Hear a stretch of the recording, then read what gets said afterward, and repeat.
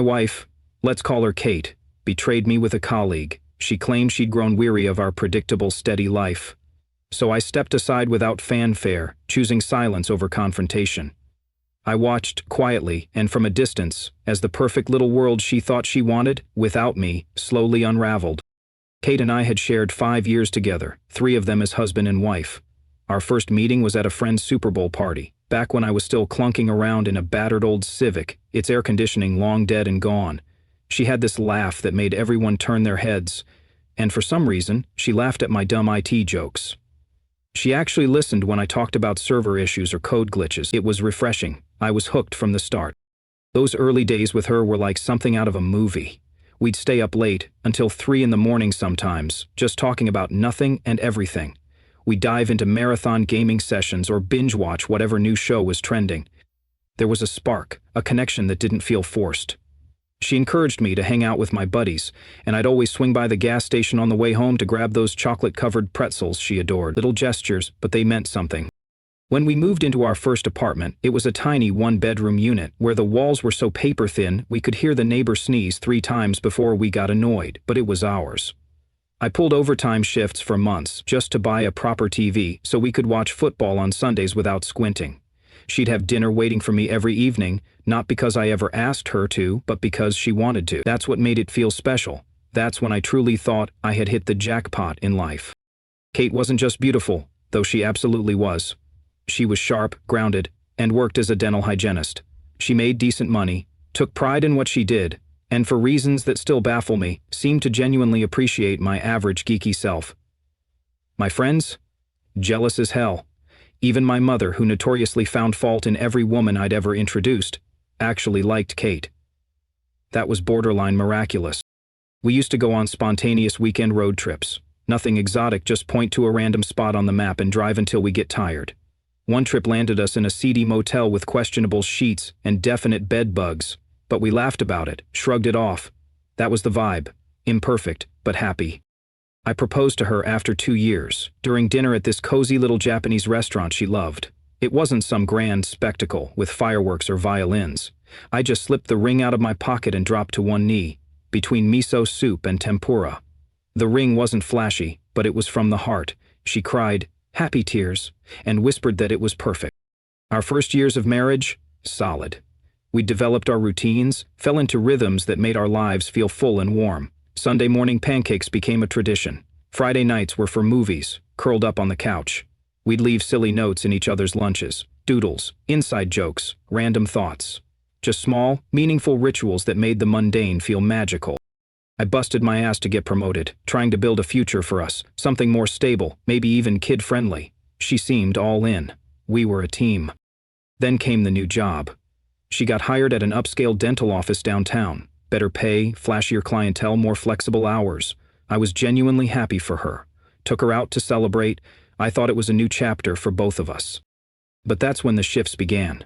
Not dramatic at first, barely perceptible, really. New job meant new co-workers, and suddenly she was out for drinks every week. Her wardrobe changed, sharper, more designer labels, more effort put into makeup and accessories. I figured she was just trying to fit into the downtown crowd. No big deal, I supported it. Except that our traditions began to erode. Pancake Sundays turned into solo cereal mornings. Those quirky lunch notes disappeared. Movie nights were either canceled or replaced with her scrolling through her phone while I watched alone.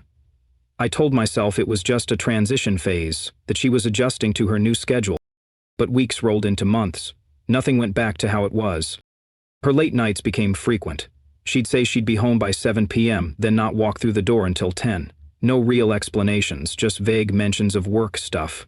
Her phone, once just a tool, became a constant companion. She was always texting, always guarding the screen. I noticed the password had changed. That was new. We used to know each other's codes without question. I started wondering if I was the problem. Maybe I wasn't exciting enough. Maybe she was stressed, and I wasn't doing enough to help. So I upped my game. I took over more housework, cooked her favorite dishes, and planned surprise date nights. Bought her little thoughtful gifts for no reason. I tried to revive the spark. Sometimes it felt like it was working. She'd smile like she used to, lean into me and laugh at my jokes again. For a day or two she was the old Kate. Then it would vanish. Back to staring at her phone. back to being emotionally absent. I even mentioned it to my friend Chris one night, while we were gaming. I tried to be casual, just a passing comment about how Kate seemed distant lately. He shrugged it off. "That's just marriage, dude," he said. "The honeymoon phase ends, real life kicks in. Stop being so needy." But was it necessary to want my wife to talk to me? To expect more than monosyllabic replies and dismissive excuses? Still, I doubted myself. Maybe Chris was right. Maybe this was just the norm, after a few years together. So I kept trying, throwing effort after effort into a pit that never filled. I remember one evening, I walked into the kitchen while she was texting, and she jolted like a startled animal. Flipped her phone over in a split second. I asked what was up, and she snapped, "Do I have to explain every text message to you? It's just work stuff. You wouldn't get it." "You wouldn't get it? I worked in IT. I'm not an idiot. Since when did dental hygiene become a secretive classified career?" But I didn't challenge her. I apologized. For asking. That's how backwards things had gotten. Still, I refused to give up. I planned elaborate dates, thinking maybe she was just bored. I bought tickets to a band she loved, made reservations at fancy restaurants, even booked a weekend getaway at this mountain cabin she'd mentioned wanting to visit. She had been the one constantly bringing up this idea of needing space, but when it came time to actually spend time together, she always had a reason to bail. I planned a night out to see that band she used to rave about. Tickets weren't cheap either. But when the day came, she gave me this sympathetic look and said, "Sorry, Emma's going through a tough breakup and she needs me tonight." Emma, again, always Emma. I tried to keep the momentum going, booked a reservation at this elegant place she once said she dreamed of dining at. On the night she came home, she dropped her purse by the door and sighed like she'd just run a marathon. "I'm totally wiped, babe. Work was brutal. Can we just do takeout and crash on the couch?" I agreed, of course. What else could I do? Even the weekend getaway she'd mentioned months earlier, something she'd brought up, dreamed aloud about. We finally went. I thought maybe, just maybe, this was our chance to reconnect. But the moment we arrived, she was glued to her phone, text after text, quick glances at the screen followed by these half smiles I hadn't seen directed at me in ages. By the second day, she said she wasn't feeling well and insisted we head home early. That entire trip felt like a silent goodbye I wasn't ready to accept. A day or two later, I was checking through our credit card statement online. I'd made it a habit to skim it regularly. Not because I was suspicious, but just to keep an eye out for random fees or fraud. It was routine. That's when something odd popped up, a charge from a high-end hotel bar downtown. The date? The night before our getaway. The same night she had said she was stuck working late. I casually brought it up over dinner. "Hey, did you go out downtown before we left last weekend?" Her eyes narrowed. "Why, are you going through my purchases now? What, am I under surveillance?" She got up from the table, pacing. "That's seriously controlling, Jake." Controlling? For looking at our shared credit card statement? She spun it so fast that I actually started to question myself. Was I being paranoid? Was this a normal concern, or was I morphing into some obsessive husband who couldn't let things go? My brain was a whirlwind of doubt. I couldn't tell if I was seeing red flags or just making them up. So I decided to pull back. I stopped pushing for answers, stopped suggesting dates, just watched. Quietly. Her so-called girls' nights with Emma, they started happening multiple times a week. Late-night gym sessions began to fill her evenings. And this was coming from someone who used to joke that she'd fake her death to avoid a treadmill. Now suddenly she's the poster child for fitness? The timeline didn't add up. Then, out of nowhere, her stepsister Mia came over for dinner. Their relationship had always been hot and cold. Sometimes they acted like best friends, other times like bitter rivals. Kate only invited her over because their mom had been bugging them to bond more.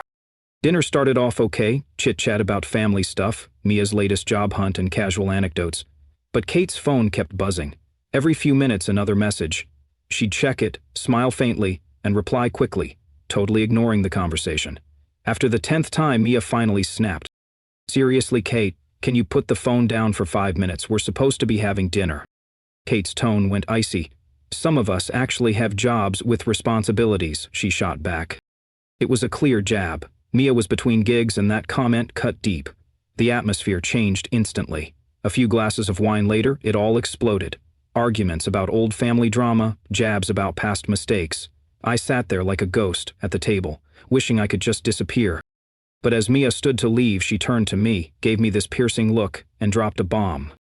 "You know, Jake, for someone so smart, you can be really blind sometimes. Ask Kate about her late nights at the office, or better yet, ask who's always blowing up her phone."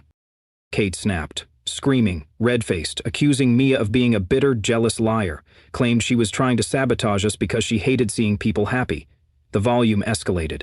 The accusations grew more personal. It was the ugliest fight I'd seen between them. After Mia stormed out, Kate kept ranting. But beneath all the rage, I noticed something I hadn't seen in her before. Not just anger. It was fear. Real, raw fear. That night, I didn't sleep. I lay there beside her, staring at the ceiling, replaying everything. Maybe Mia was being vindictive. Maybe it was all just a rivalry-fueled outburst. But a different part of me kept compiling mental files. Every lie, every excuse, every odd new habit. The next morning she acted like it never happened. Cheerful, made coffee, kissed me goodbye like always. But something inside me had changed. I couldn't unhear what Mia said. I couldn't unsee the flicker of panic in Kate's eyes. For the first time, I started to believe maybe I wasn't imagining things. Maybe the fault didn't lie with me after all. Maybe it wasn't about me trying harder, loving better, or being more romantic. That's when I made the choice to stop pretending. I wouldn't confront her. Not yet. I needed clarity. So I began to observe, more intentionally this time. I'd ask casual questions, ones I already knew the answer to.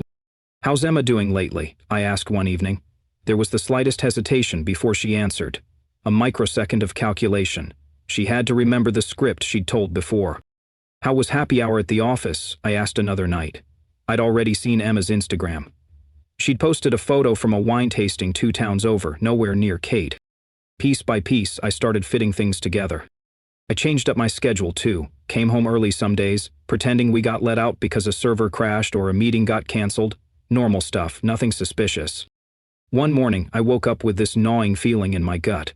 I told her I had a morning meeting, one that might go into the afternoon. Instead, I turned my car around after she left and headed home. It was around 11 a.m. Her car was still in the driveway. Strange. She should have been at work. I parked down the street, walked in quietly. The moment I stepped through the front door, I heard her, laughing. Not just polite laughter, the kind that bubbles up when you're genuinely enjoying someone's company. The kind of laugh I hadn't heard directed at me in months. Then silence. The sound of scrambling. A door creaked. She appeared in the hallway, looking like a deer in headlights. "Hey, what are you doing home?" she asked, voice trying and failing to sound casual. Her reaction said it all, eyes wide, voice trembling slightly as she scrambled to sound casual. "Meeting got canceled? What are you doing at home?" I forced a calm tone. "Oh, just had a half day. Thought I'd catch up on some things." She nodded quickly, not offering any explanation for the phone call I'd overheard just seconds before. And I didn't push it. Not yet. But that night, I reopened our shared credit card statement, something I'd gotten in the habit of doing more and more lately. Sure enough, another red flag popped up. There was a charge from that upscale Italian place near her office, the same restaurant where she'd allegedly joined her team for a dental conference drinks gathering. When I brought it up, just as casually, her defenses flared again. Laces. "Oh, that? Yeah, we had a little thing after work for some dental event. Didn't I tell you?" No, she hadn't. And when I later searched online, I found no record of any such conference on that day, not citywide, not private practice, nothing. Just another story that didn't add up. The next morning, I decided I'd had enough of wondering. I told her I had a lunch meeting near her office and thought maybe we could meet for coffee after. "Oh, wish I could," she said almost too quickly. "I'm absolutely slammed today. No real lunch break." "Great." I nodded, pretending to understand. Then around noon, I drove downtown and parked across the street from the same Italian restaurant that had shown up on the card. I angled my car just right and waited. At 12:15 sharp, she appeared. Yet she wasn't alone. And it wasn't her office crew or a group outing. It was just her and a guy. He was tall, sharp-looking, probably early 30s. Clean-cut, tailored suit, the kind of guy who probably never skipped leg day. The moment they walked in, I could tell they weren't coworkers just grabbing a bite. He pulled her chair out for her, touched the small of her back as she sat close, too close. Leaning in when he spoke, she kept laughing, brushing his arm. Their body language screamed something more than professional. My stomach twisted. I gripped the steering wheel so hard my knuckles went white. I felt lightheaded, sick to my core. It was like everything inside me deflated all at once. So many nights I had stayed up wondering what I had done wrong. Was I boring? Too predictable? Not enough? And here she was, laughing with some real-life Ken doll at a place she said she was too busy to visit. I wanted to walk in, flip their table, ask him if he knew he was dating a married woman, ask her if she felt even a shred of guilt. But instead I did something more measured. I raised my phone and snapped a few pictures. Not for confrontation, not yet. But so I could look back and remember that I wasn't insane, that my instincts had been trying to protect me, not betray me. They sat there for almost an hour, and when they came out, he embraced her, not a quick goodbye hug. It was one of those slow, intimate hugs, where his face lingered near her neck. She smiled, checked her lipstick in a compact mirror, and walked back toward the office, like it was just another Tuesday. I stayed parked for a long time after they disappeared from view. I don't even know how long. Eventually I called Mia. "We need to talk," I said, "not over the phone." We met at a coffee shop on the other side of town, far enough that there was no chance of running into Kate or anyone from her office. When Mia sat down across from me, her expression was pained. She already knew why I'd called. "I shouldn't have said anything that night," she began. "It wasn't my place. But I couldn't sit there and watch you beat yourself up anymore. I didn't want small talk. Just tell me everything. I need to know." She took a deep breath. "His name is Ethan. He's an oral surgeon at Kate's office. He started a few months ago." She used to mention him casually.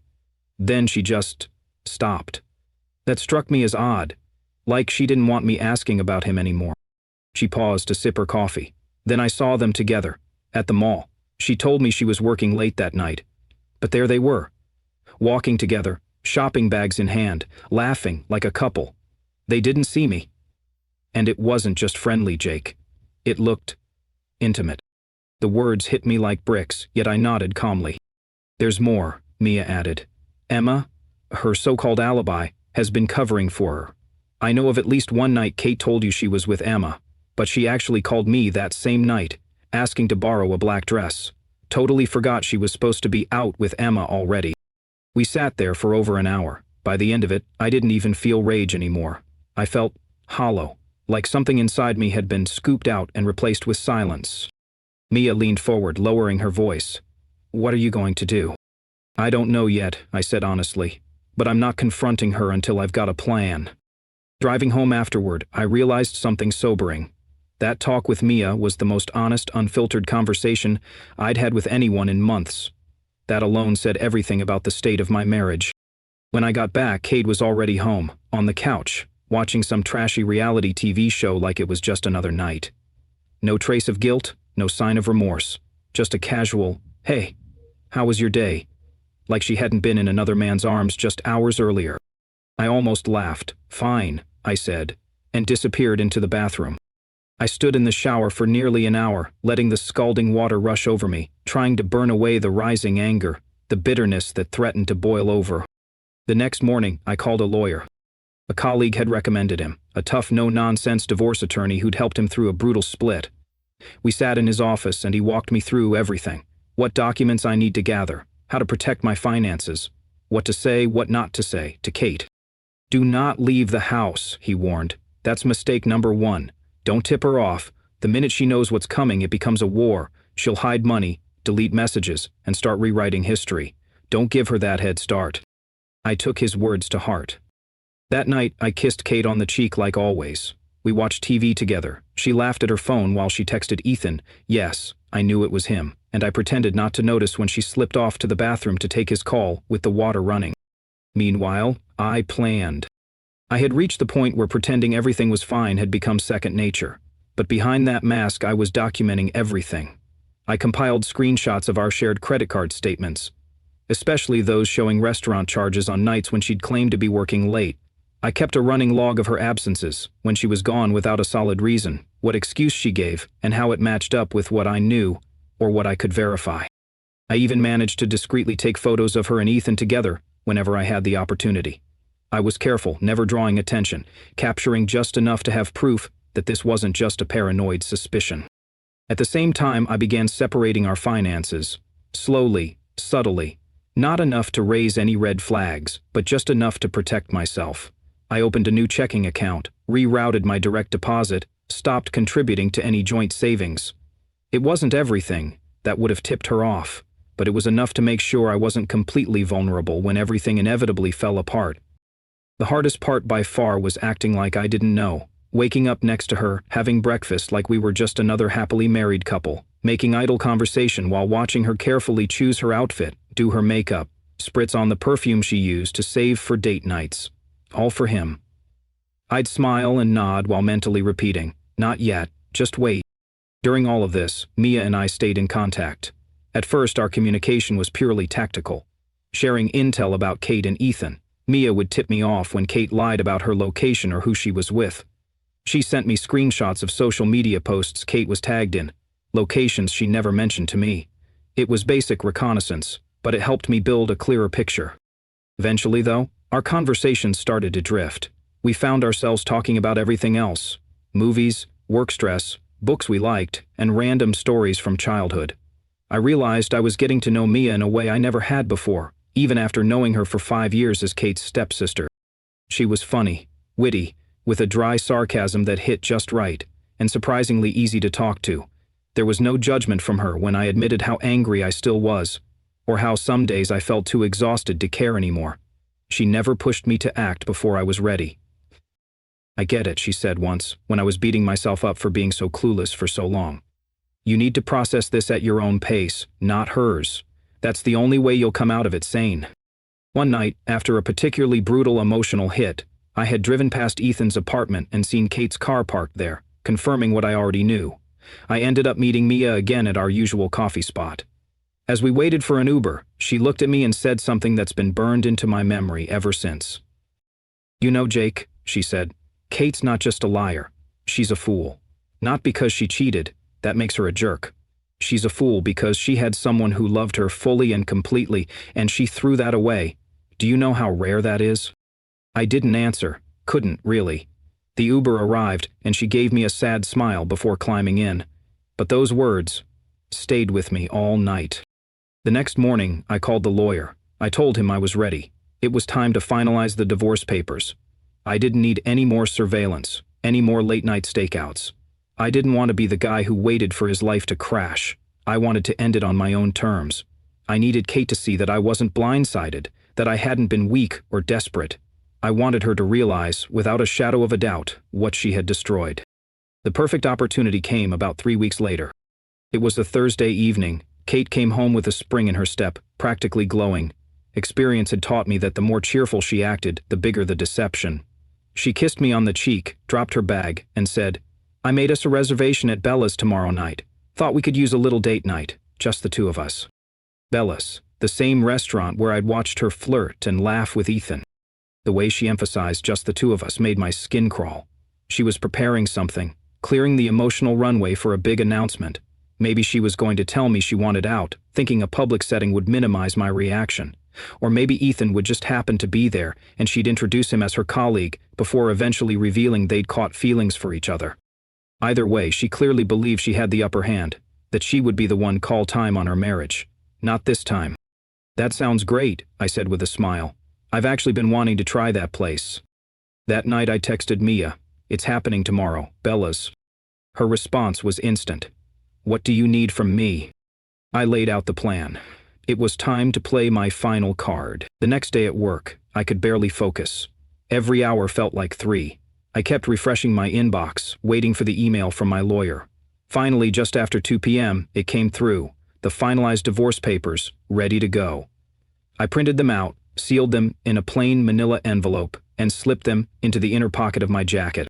When I got home, Kate was already in full glam mode. She had on a brand new dress I'd never seen before, her hair professionally styled, makeup flawless. She even wore the high-end perfume she usually reserved for big events. All this effort for a dinner where she was planning to drop the hammer. The audacity was staggering. It had been carefully, picking out the fitted blue shirt she used to say made my eyes pop. I did my hair, spritzed on the cologne she gave me for Christmas, the one I barely ever used. If this was going to be the last time we sat together as husband and wife, I wanted to look composed, controlled, unshaken.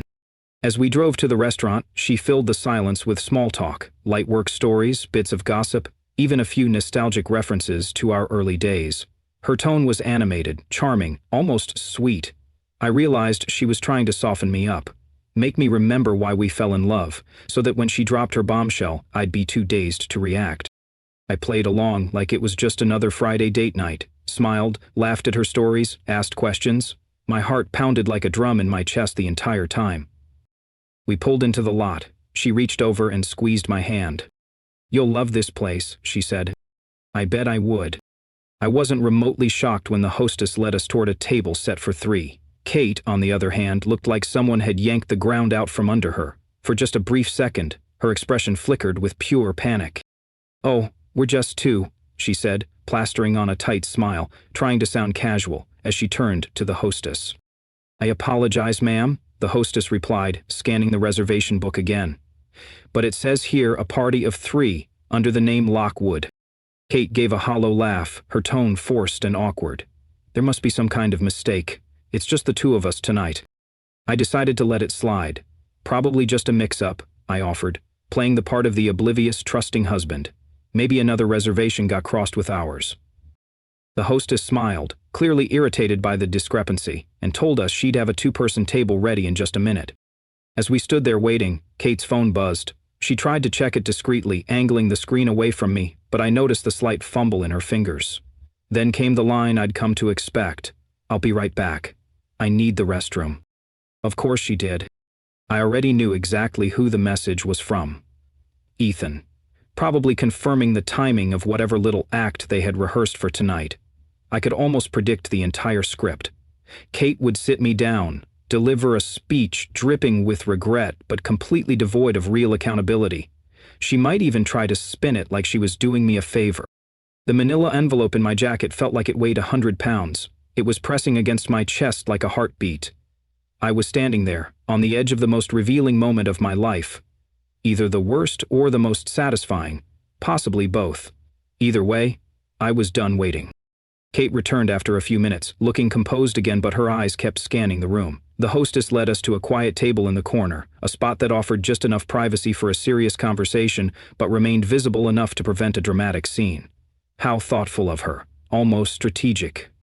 She barely touched her food, just moved it around her plate with her fork, feigning interest. Meanwhile, her gaze darted toward the entrance every time someone walked in. She was expecting someone, no doubt. I kept my face neutral, listening to her talk about work, the weather, and some random memory she plucked from thin air.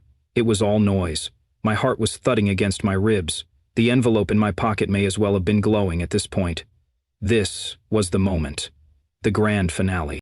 Roughly 20 minutes in, mid-sentence, she stopped, placed her fork down, took a slow breath, and locked eyes with me. Her face settled into this oddly serene, rehearsed expression. "Jake," she said quietly, "I need to tell you something." I stayed silent. "I'm leaving you." She said it flatly, as though she were telling me we were out of milk or the car needed gas. 5 years of marriage reduced to one emotionless sentence. My fingers curled around the envelope inside my jacket. She continued, undeterred by my lack of reaction. "I've been trying to make this work, I really have, but we've grown apart. You're just not the man I thought you'd become." I let her keep going. Her confidence grew with each breath, each insult. "I deserve to be happy," she said, voice gaining power now. "And the truth is, I've met someone who challenges me, who pushes me, in ways you never could." She paused only briefly before delivering the final cut. "You've always been content with mediocrity, Jake. Same job, same friends, same safe little routines. I need more. I need someone ambitious, someone who wants more from life, someone who pushes me to be better." Each sentence had been crafted to wound, calculated barbs designed to make me crumble. And if this had happened a few months ago, it probably would have worked. I might have begged, offered to change, or taken the blame. But not tonight. I leaned back in my chair, hands folded in my lap, watching her as the silence thickened between us. Her voice faltered. "Aren't you going to say anything?" she asked. "Is Ethan joining us?" I replied evenly. "Or is he waiting for your signal?" The color drained from her face in an instant. "What? Who's Ethan?" she asked, voice trembling now. "Oh, you don't know Ethan?" I said, my tone razor-sharp. "The oral surgeon you've been sleeping with for the past 3 months? I was just wondering if he'd be dining with us or if you were planning to meet him after emotionally eviscerating me." Her mouth opened and closed, trying to form a response. Panic overtook the fake confidence she'd been clinging to. She looked like a chess player who realized she'd been in checkmate 5 moves ago. "How did you?" "I've known for a while, Kate," I said, cutting her off. "The late nights, the sudden change in behavior, the locked phone. Did you really think I was that clueless?" She tried to speak again, but I raised a hand. "Save it. I don't care about your excuses. I don't care about Ethan. I just want you to understand that you didn't blindside me. I've been 10 steps ahead." I pulled the manila envelope from my jacket and slid it across the table. "If you wanted out, you could have just said so, but instead you dragged it out, made me believe I was the problem." With trembling fingers, she opened the envelope and looked down at the divorce papers inside. "You're filing for divorce?" "Already did," I corrected. "Those are your copies. My lawyer will reach out to yours on Monday." She blinked, stunned. This wasn't part of her script. "But I was going to tell you tonight. I was going to say that we could still be friends." I laughed, a sharp, humorless bark of disbelief. "Friends? After months of betrayal and deceit? After planning this little dinner theater of yours, you thought we'd just be friends?" Her phone buzzed on the table. "Season, right on cue," I said. "Go ahead, let him know plans have changed." She hesitated, then picked up the phone and walked away from the table. When she came back, her carefully composed mask had begun to slip. She sat down slowly, like the weight of reality had finally caught up to her. "Jake," she began, her voice softer now, "I think we should talk more. Maybe we rushed—" "Lots more thing," I said, checking my watch. "I didn't come alone. I sent a quick text." A few seconds later, the front door of the restaurant swung open. Mia walked in. Kate turned in her seat. Her eyes widened as she recognized her stepsister making her way to our table, her heels clicking steadily across the floor. She looked from me to Mia, then back again, her expression a perfect blend of shock and dread. "You brought my stepsister to our breakup dinner?" Kate hissed, her voice sharp with disbelief, barely concealing the panic rising beneath her carefully composed surface. I didn't flinch. "No," I corrected her smoothly as Mia arrived at our table, composed and radiant. "I just brought a date to help bring some life to this boring dinner." Without missing a beat, I stood, pulled out enough cash to more than cover the check, and dropped it onto the table.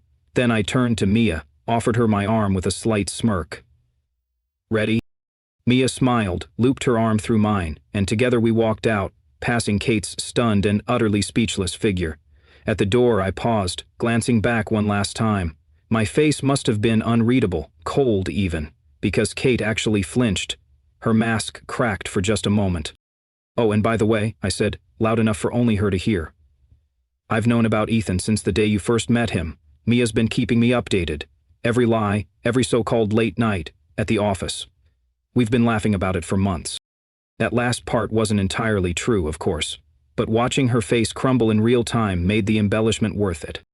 Outside, the cool night air wrapped around me like a bomb. As we walked to my car, Mia gave my arm a reassuring squeeze. "You okay?" she asked, her voice gentle. I took a deep breath and exhaled slowly. The fury, the betrayal, the chaos. It all seemed to be dissolving, replaced by something startlingly unfamiliar. Peace.